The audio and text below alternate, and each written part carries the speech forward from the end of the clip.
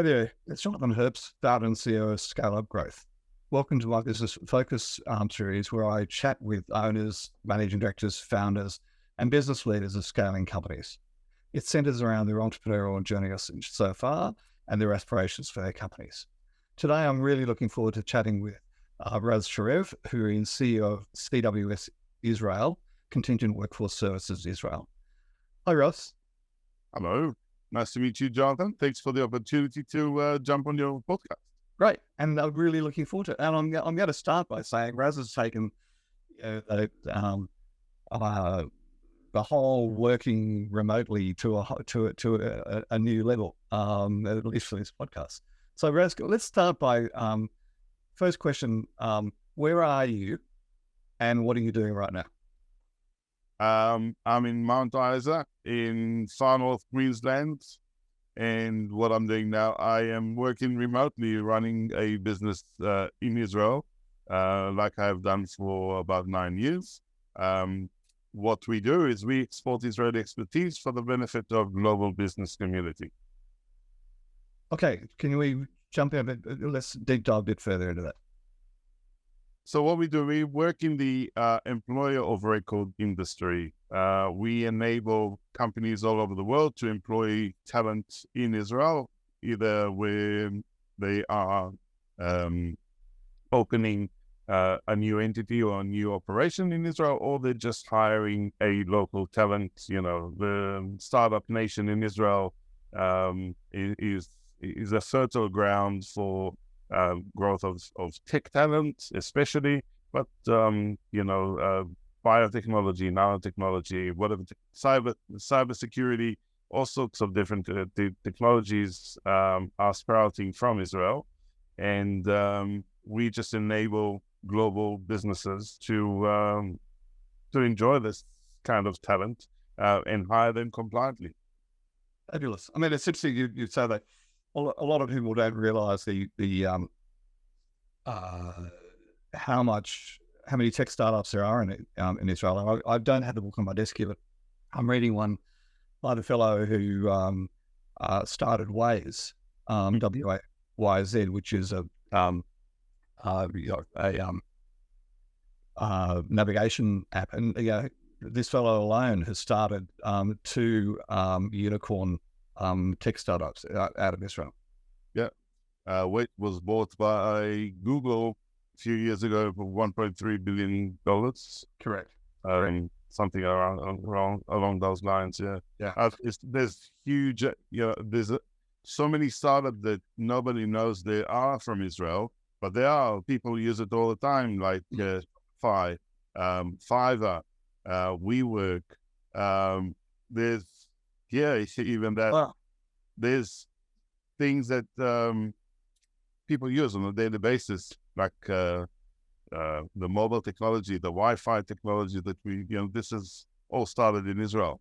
So the USB, the little USB stick that people used to and still use, developed in Israel.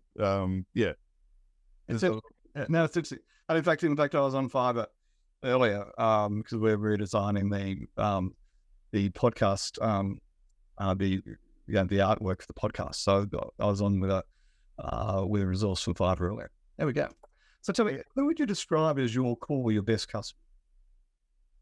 My best customer is an ethical business, first and foremost, which has a keen interest in building a sustainable and a global workforce. Okay. Are they large corporates? Are they startups? They can be. We've got everything. We've got global companies like Intel and General Electric as clients, and we've got startups, and we've got everything in between. Fabulous. Size doesn't matter in this case. What matters is how they do business and how they would like to treat their employees. Excellent. So, we've already answered part of this. Focusing on the pandemic. So, of all the actions you've taken because of the pandemic, what are some that will remain part of your business? Well, that's a very interesting question, because the pandemic, our business has grown substantially because of the pandemic, because it was geared from the beginning to work remotely, globally, with global clients. Based on system processes management by objectives and key results. This is what the pandemic caused us, because we are all working from home. We are all, well, home is where you park it for us, but so to explain that, Raz is sorry. To explain that, Raz is currently traveling around Australia in a caravan. Yeah, and I've been doing it for the last 7 months, and with no end in sight. So home is where you park it. We are working remotely. We don't need.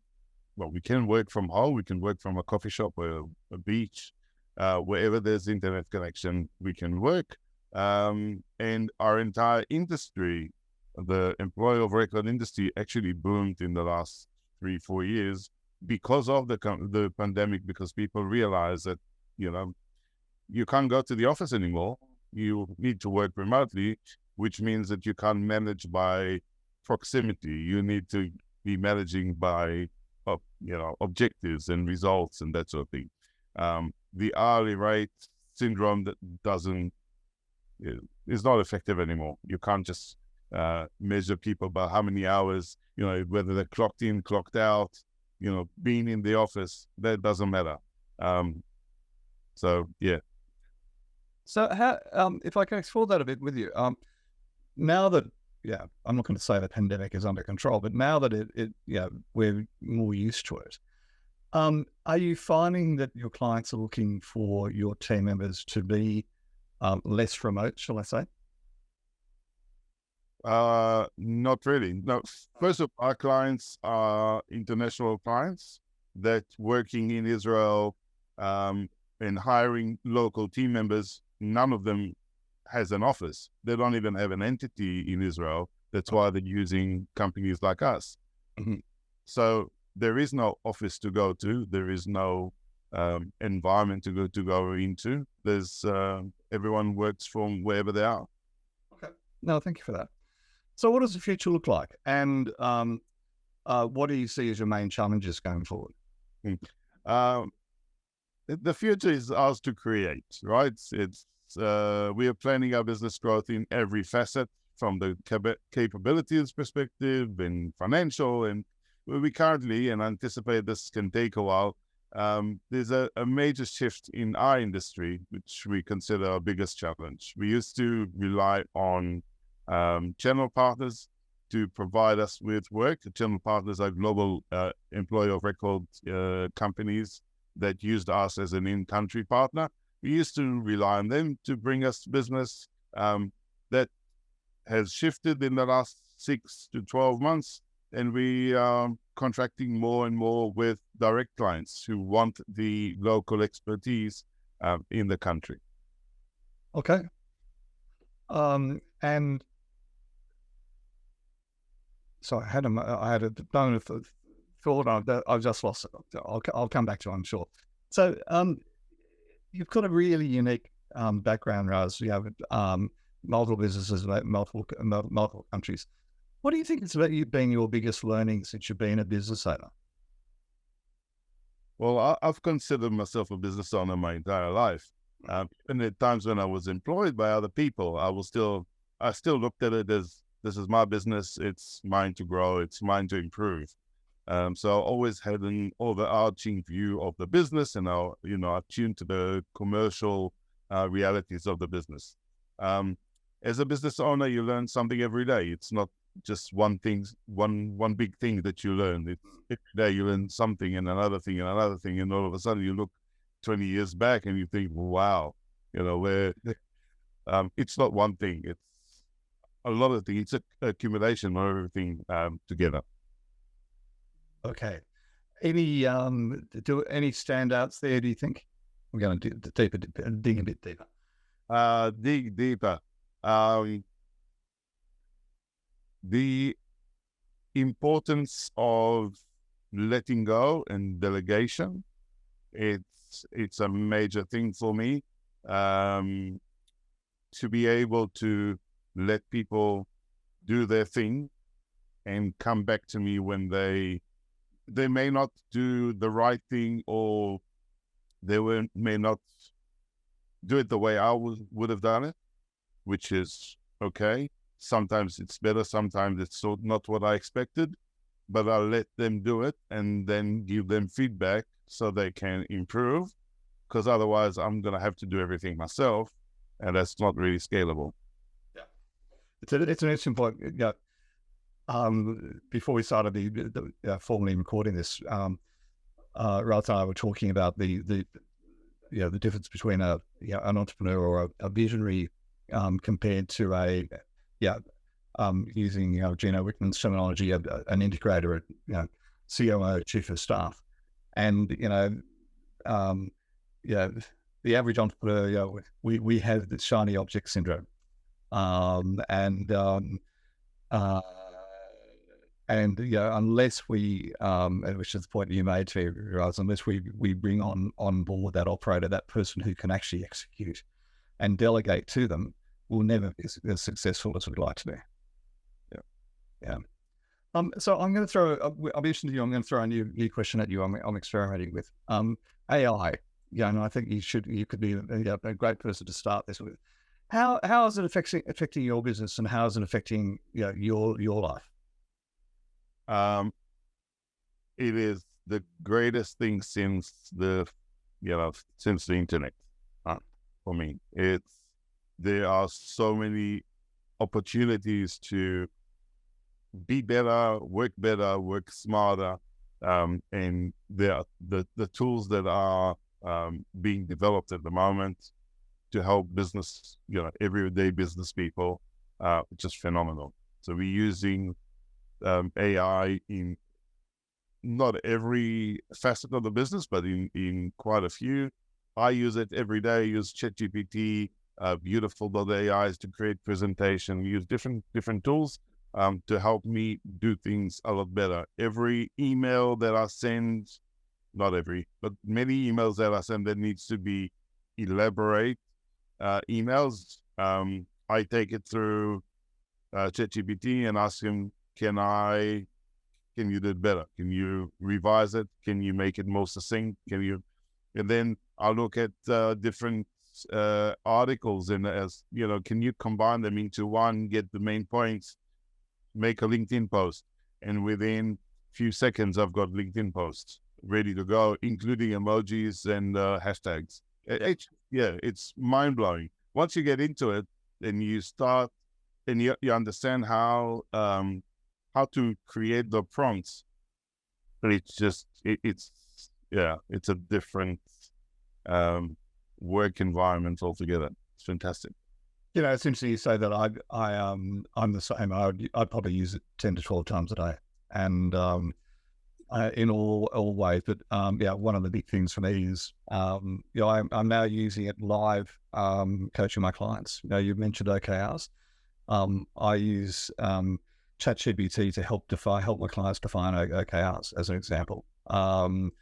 Yesterday I was with a client who's looking at an acquisition. We sat down, and he'd never used it before, and things like, we're in New South Wales, Australia. What legal documents do we need? And I listed the documents.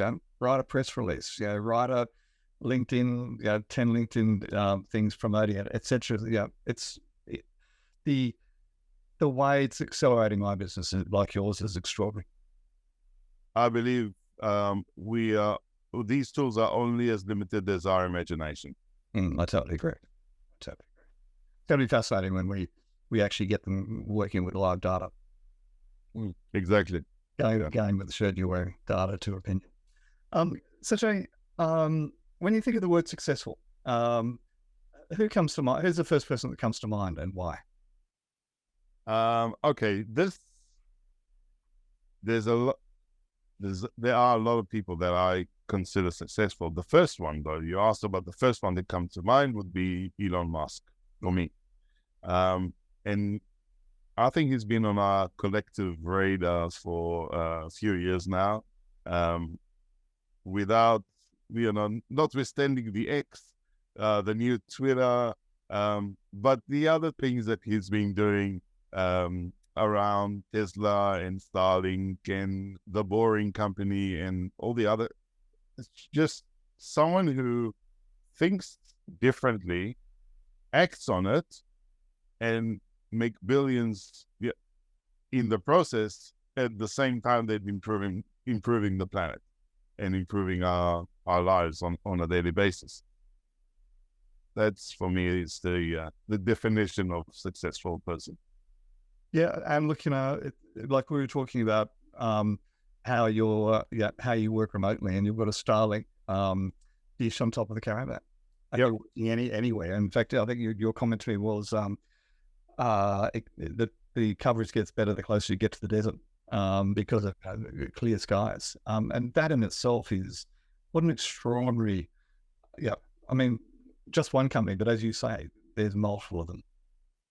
There's multiple of them, and they have global impact from the get-go. Mm-hmm. That's right. That's a very good point. Tell me, are you a reader? What Haven't read it. Yeah. And what books, blogs, biographies would you recommend? Podcasts? I've got 3 that I had to pick. There's a long list, and if you ever come across my blog, there's a list of books that I've read and recommended in different topics in different areas. My top business books, though, would be, not in no particular order, Mastering the Rockefeller Habit. Yep. I love it. Yep. Van Harnish. Blue Ocean Strategy. Chen Kim and Renee Marble. I'll probably mispronounce her name. And They Ask You Answer by Marcus Sheridan, which is a marketing book. Yep. I'm a big fan. No, I'm a big fan of all 3 of those as well. Okay, thank you. So last question. Any last piece of advice or parting words for entrepreneurs or aspiring entrepreneurs out there? Well, if I think of aspiring entrepreneurs, I would say, don't build the business, build the legacy. Make an impact. Build something that is long-lasting. Don't look for the quick buck because you never get it. If you think long-term, build something that is sustainable and scalable and impactful. That's what I would say. Great advice. Thank you. Raz, thank you so much. Pleasure. And I've really enjoyed the conversation. likewise. Thank you. Super.